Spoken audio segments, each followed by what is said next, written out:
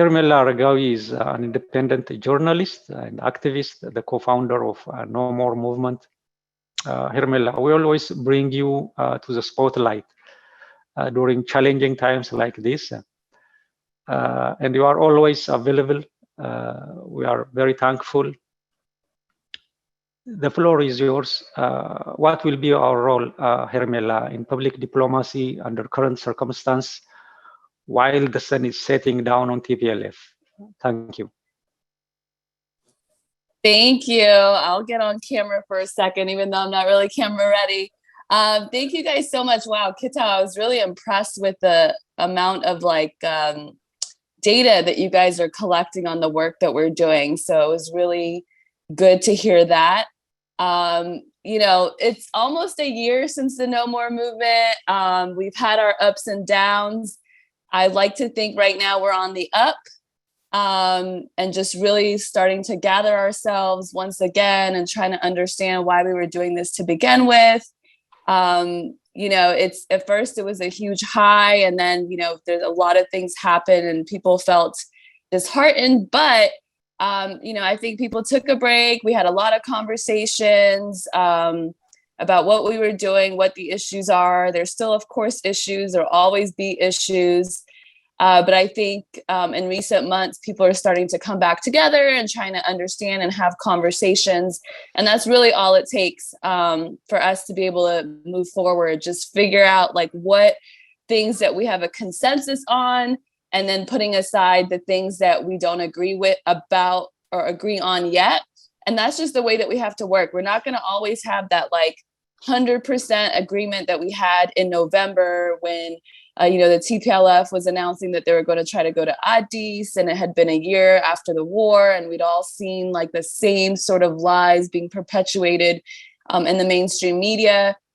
So with that said, I'm just going to go ahead and go into the questions. I would like to recognize, I think it's Negat and Defend Ethiopia. You guys have been doing a really good job with these Twitter campaigns. Honestly, it was such a relief to see them done at a time when I just felt like I could not do them, or I could not create that content or update the content. So I'm really impressed. Sorry, I was going to get a call. I was really impressed with you guys taking initiative to do that. I'm going to get off camera for 1 second because I need to grab something, but I'll keep talking.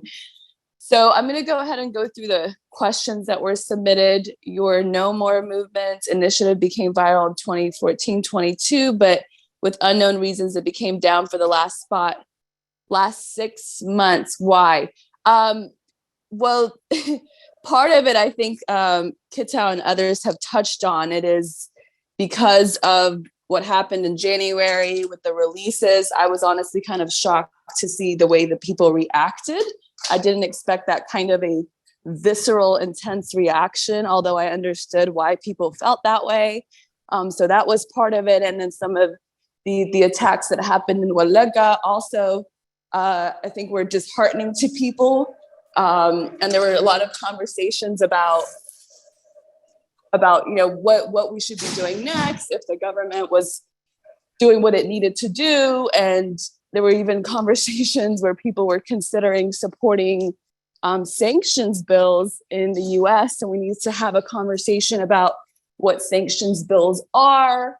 And the fact that it's not going to push a government to do something that you don't want it to do. In fact, it might do the opposite. So there was a lot of education involved that need to happen. And there's still a lot of education involved. And I mean that for all of us. I don't mean that for everybody else. I mean it for me too. We started this venture, in so many ways, this was a new thing for a lot of us, including myself. The idea of link trees and click to tweets and the things I see Defend Ethiopia and Negats and Colors of Unity and all these other organizations and groups doing. I didn't see that before last November. So we are learning and getting better at things and getting better at learning how to talk to each other about difficult things. And it's really difficult to sustain that kind of a campaign. I mean, we're all just human at the end of the day. We do have other lives. We do have lives outside of these campaigns. So I think that it is healthy in some ways that we we've gone through different paces. It's just, if you see the way that TPLF runs its stuff, it's actually unhealthy how committed they are. I think that we can learn a lot from them, but I don't think we have to be exactly like them. I mean, at the end of the day, there has to be some balance. So I did see a pickup in the last couple of months of the social media campaigns. I also think, like, beyond Twitter, you have to think beyond Twitter. I've been doing a lot of in-person meetings with people in DC and New York, and that has had a lot of value. And I would encourage everyone, whatever city you're in, to do that. There is really something unique about when you actually get together with people and have a discussion, as opposed to only doing it on Twitter. So I think that's the next step. I think that's No More 2.0, is, different cities actually having meetings in person. Myself, Simon, and Nebi are going to try to go to certain cities. I'm going to Seattle on Saturday to meet with some of the community there. That's the first time I'm going to Seattle for that reason.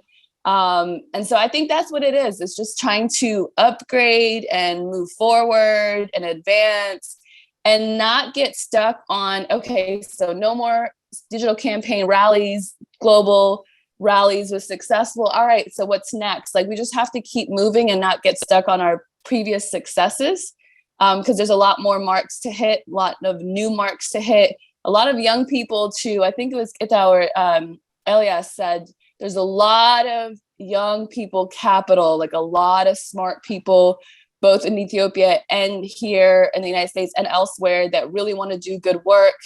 And we really have to find ways to bring them in that's, an educated way, so that they really know what they're doing and not just getting caught up in the moment. So I think it's a really good moment for everybody. Someone else mentioned we profited out of this trial. And it's true. Like, we're going to be so much better as a community. I mean, we have a picnic here today in LA, but it's not just a picnic. It's a voter registration. So we're getting people really committed to their civic duties. And we're going to have political candidates and local officials talking to us about domestic issues, about foreign policy issues, people coming, get a chance to engage with them. We've never done this level of community organizing and advocacy before. And it's not just LA, a lot of other cities are doing it too. So I think we just need to build on it, so that then, one, there's never a kind of crisis that we had in this conflict, but two, if there is a crisis that, that Ethiopia deals with again, or Eritrea or the Horn of Africa deals with again, we'll be in a much better position as a community. We'll be more organized. We'll understand how to organize and how to work together through difficult times. And so, yeah, I think at the end of the day, we are better off today than we were a year ago. And I hope a year from now we'll be better off then than we are now. And I just think this has to be almost like a lifestyle, that we're engaged in, like, politics and advocacy, so that it's just a part of the way that we operate, instead of something that we do in times of crisis. So I'm here for a little bit longer.